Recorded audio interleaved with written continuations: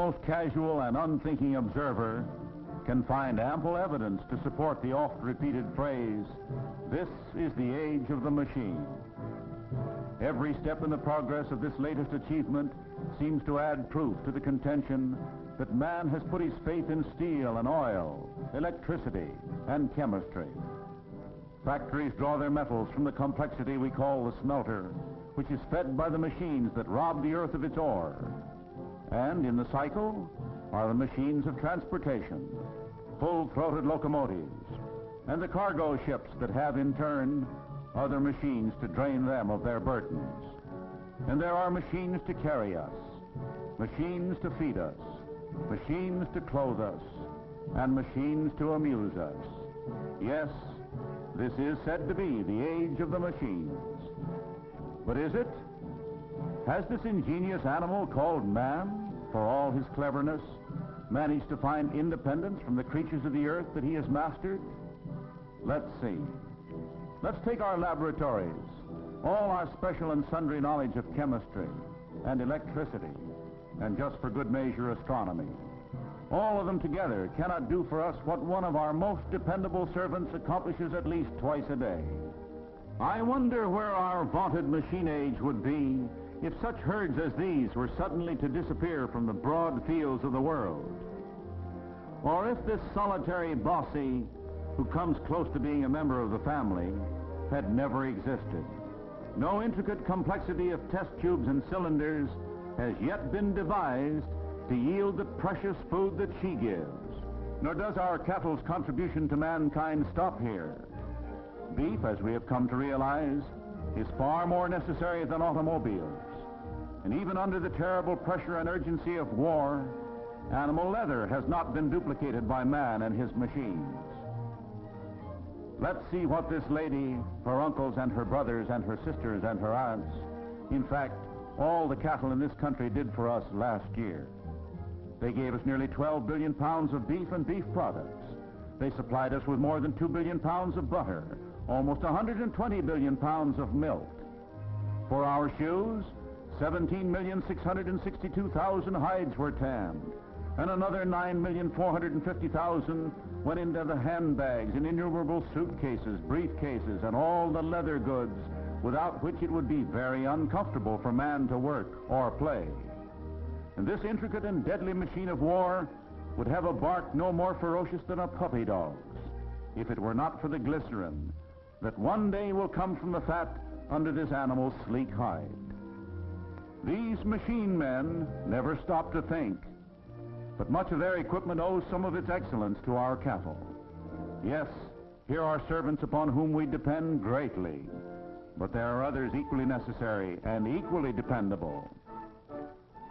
Although the sheep has become a symbol of dumb acquiescence to whatever fate decrees, his master, man, would be hard put to resist the ravages of heat and cold were it not for the wool that is so unresistingly contributed.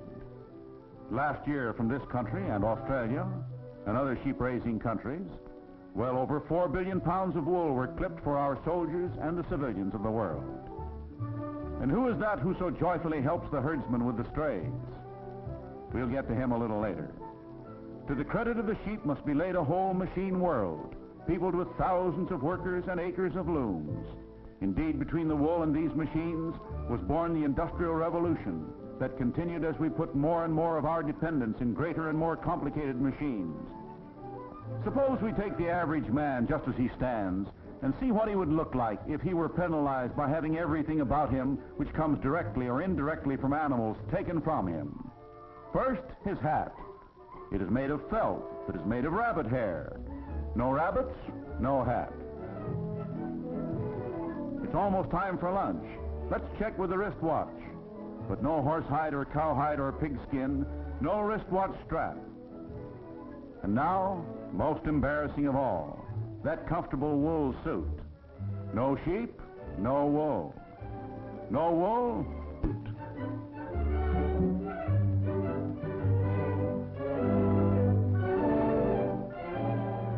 And if he seeks to run away, he'll have to go barefooted, for animal leather enables him to have shoes. And that isn't all. We'll save him the embarrassment of pointing out that the cotton in his undergarment couldn't have been cultivated if it weren't for these hard-working plantation animals and animal fertilizer. But of course, we all could wear barrels.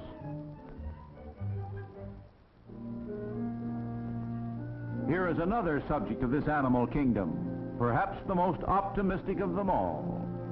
For he doesn't despair that his master thinks him content under such conditions as these, when he would prefer clean, healthy surroundings. So let's see what this fellow and his good wife do for mankind in return for the mud and far too often improper food they get. We'll skip lightly over those succulent hams and savory sides of bacon, not to mention an uncountable variety of sausages. But I wonder what this young woman would do for bristles in her hairbrush if it were not for this young woman. And the string sections of our orchestras. There would be little warmth and color to our music without strings. In the same category, the surgeon would be unable to perform his miracles of modern surgery without his sutures. And who is this? This is no somber servant, but an eager and inquiring one. No matter in what direction his master may guide this youngster's life, it will be one of continuous effort to please.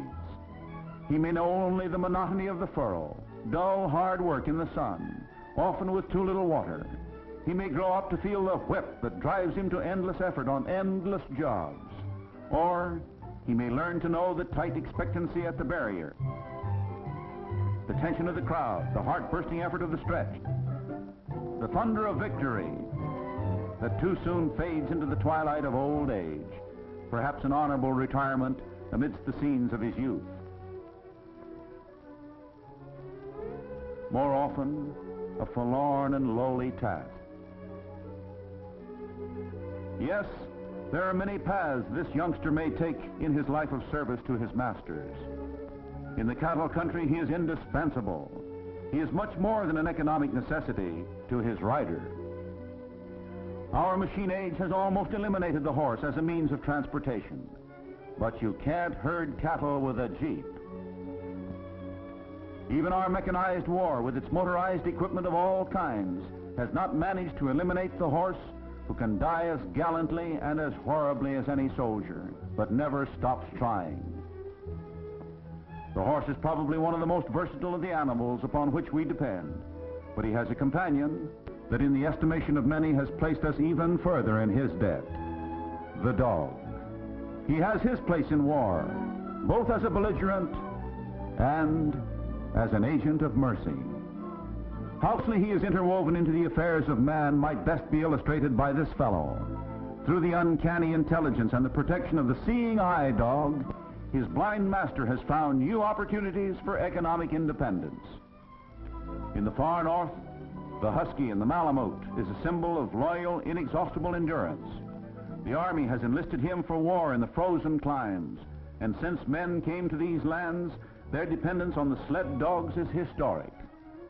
And that collie, rounding up the strays, he is an economic necessity. But he is no more necessary than this amiable brother who has forsaken a life of work for the duties of protector, companion, and friend. Then there is another species of domestic animal which discharges many duties in both our economic and social worlds. Much maligned by some for his backyard vocalizing, but a hunter highly prized by the warehouse men and all others who would suffer loss if our cats did not carry on such unceasing war against rats and other rodents. But economic dependence on animals is not all. They are equally as important to man's leisure. Whether it be in the field or simply when there is need for a quiet and unobtrusive companionship, which may not on occasion be quite so unobtrusive as it is enthusiastic. Nor is this companionship limited to the grown-ups and the adult idea of leisure. What small boy is a real small boy if he does not possess the devotion of an animal, be it a dog or cat, Shetland pony, or just goat? Even that complex machine, the airplane, does not afford so thrilling a ride as this equally complex but generally more docile means of transportation. There seems little room for argument.